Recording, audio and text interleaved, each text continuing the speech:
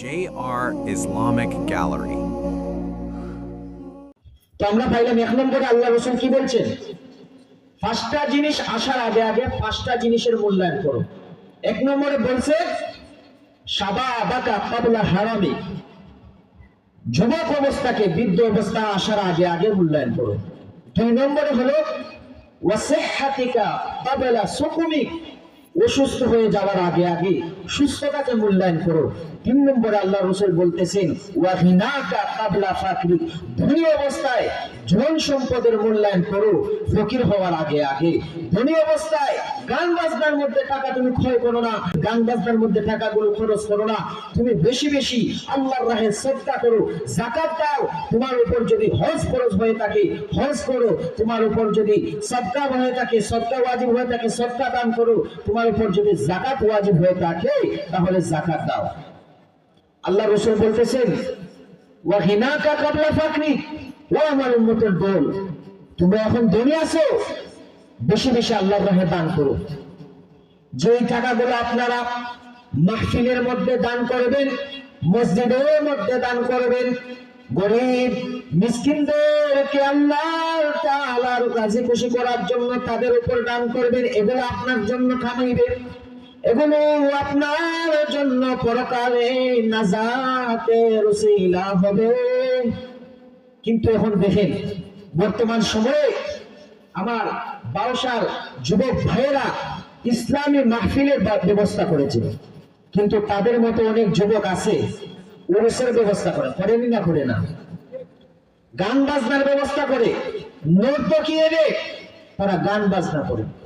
কিন্তু দেখেন আমার বাউসার ভাইয়েরা, বাউসার যুবক ভাইয়েরা, তাদের চিন্তাধারা কত উন্নত, আল্লাহ তাআলা তাদেরকে কত মনোনীত করেছেন, তাদেরকে কত পছন্দনীয় করেছেন, যে তাদের মাধ্যমে আজকে আল্লাহ পাক রব্বুল আলামিন একটি বেহেশতের মাহফিলের ব্যবস্থা করেছেন। বলুন না সুবহানাল্লাহ। আল্লাহ তাআলার ইবাদত বندگی করতে চাইলেই পারা যায় না, আল্লাহ তাআলার রহম লাগে, আল্লাহ তাআলার নেক নজর তার উপর লাগে, চাইলেই আল্লাহ তাআলার ইবাদত বندگی করা যায় না। তার সবচেয়ে বড় উদাহরণ হলো অনেক মানুষ দেখবেন আজকে যদি এখানে আল্লাহ না করুক আজকে একটা গান বাজনার ব্যবস্থা করা হতো, নারী পুরুষ সবাই এখানে এসে সম্মিলিত হতো, এই প্যান্ডেলটা ভরে যাইত। কিন্তু আল্লাহ তাআলার ইবাদত, এই মাহফিল, এখানে শয়তানও চায় না আপনি এখানে আসুন। আল্লাহ পাক রব্বুল আলামিন জাহান্নামও তৈরি করেছেন, আবার জান্নাতও তৈরি করেছেন। সবাই যদি জান্নাতে যায় তাহলে জান্নাতে যাবে কি? কথাটা বুঝছেন? আল্লাহ রাসূল বলেন মান লাম ইয়াশকুরিন নাস লাম ইয়াশকুরিল্লাহ, যে মানুষের কৃতজ্ঞতা আদায় করে না, যে মানুষের শুকরিয়া আদায় করে না, সে আল্লাহ তাআলার শুকরিয়া আদায় করে না।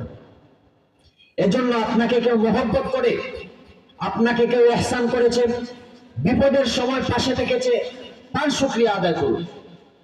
অনেক সময় শুকরিয়া আদায় করতে হবে তাকে সাহায্য করে, অনেক সময় শুকরিয়া আদায় করতে হবে তাকে মহব্বত করে, অনেক সময় ধন সম্পদের শুকরিয়া আদায় করতে হবে যাকাত দিয়ে, অনেক সময় ধন সম্পদের শুকরিয়া আদায় করতে হবে সদকা করে, অনেক সময় ধন সম্পদের শুকরিয়া আদায় করতে হবে হজ করে, উমরা করে।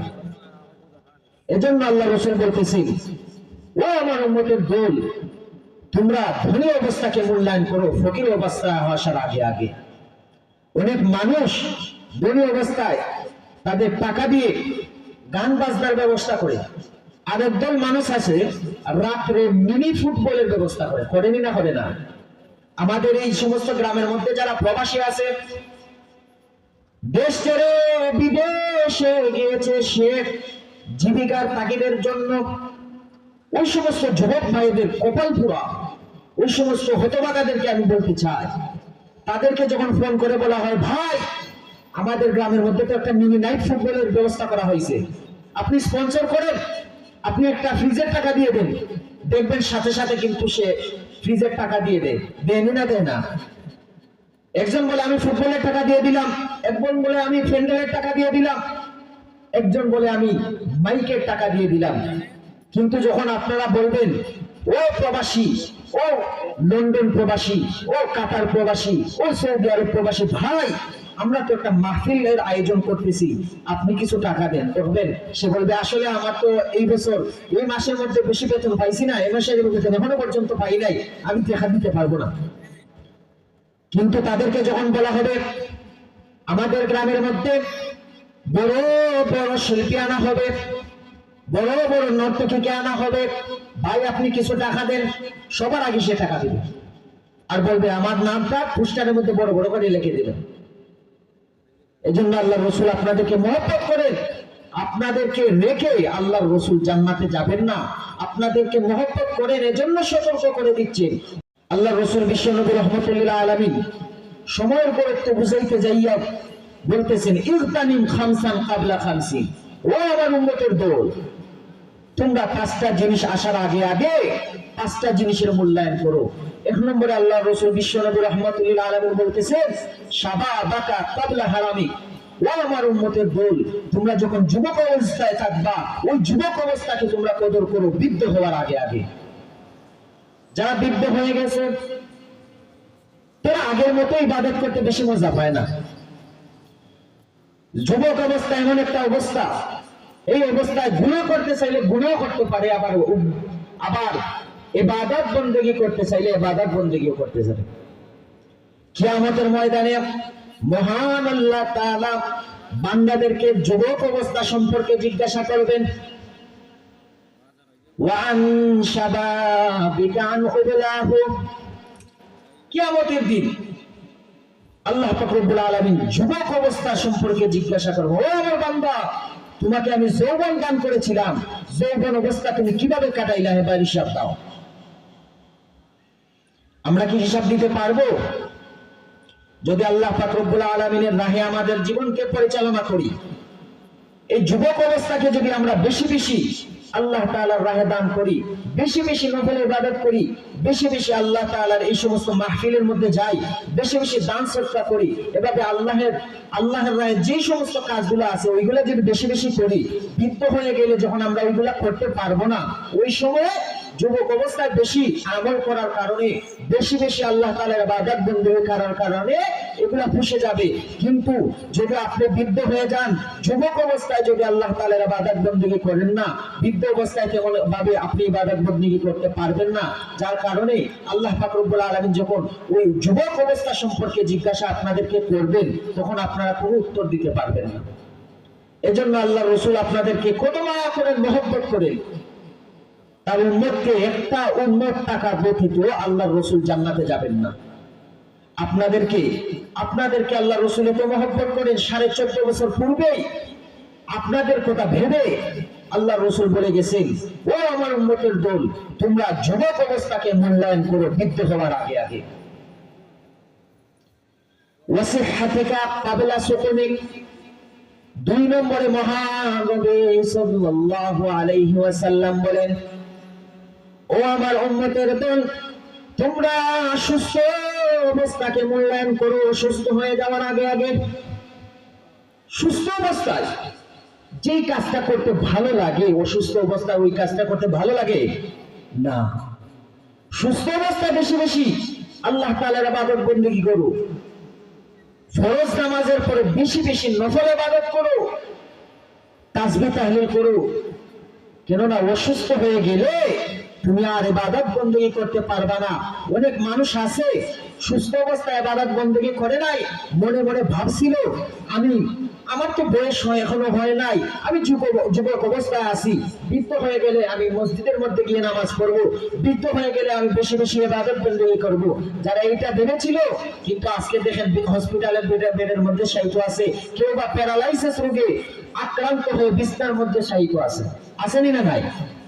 তারা ভাবছিল একদিন আমি আল্লাহ তাআলার ইবাদত বন্দেগী করব।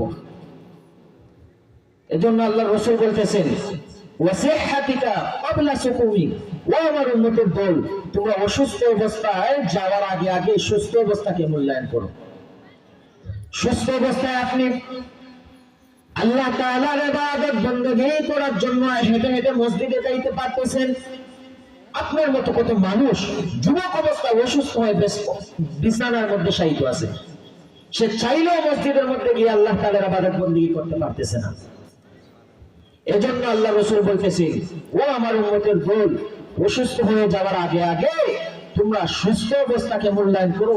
সুস্থ অবস্থায় এত এত বেশি আল্লাহ তাআলার ইবাদত বندگی করো, যাতে অসুস্থ হয়ে গেলে আমার আল্লাহ তাআলা খুশি হইয়া তোমাদেরকে জান্নাত দান করেন। বলুন না সুবহানাল্লাহ। তো আমরা পাইলাম এক নম্বরে আল্লাহ রাসূল কি বলছেন, পাঁচটা জিনিস আসার আগে আগে পাঁচটা জিনিসের মূল্যায়ন করো। এক নম্বরে বলছে শাবাবাকা ক্বাবলা হারামি, যুবক অবস্থাকে বৃদ্ধ অবস্থা আসার আগে আগে মূল্যায়ন করো। দুই নম্বরে হলো ওয়াসিহহাতিকা ক্বাবলা সুকুমিক, অসুস্থ হয়ে যাওয়ার আগে আগে সুস্থতাকে মূল্যায়ন করো।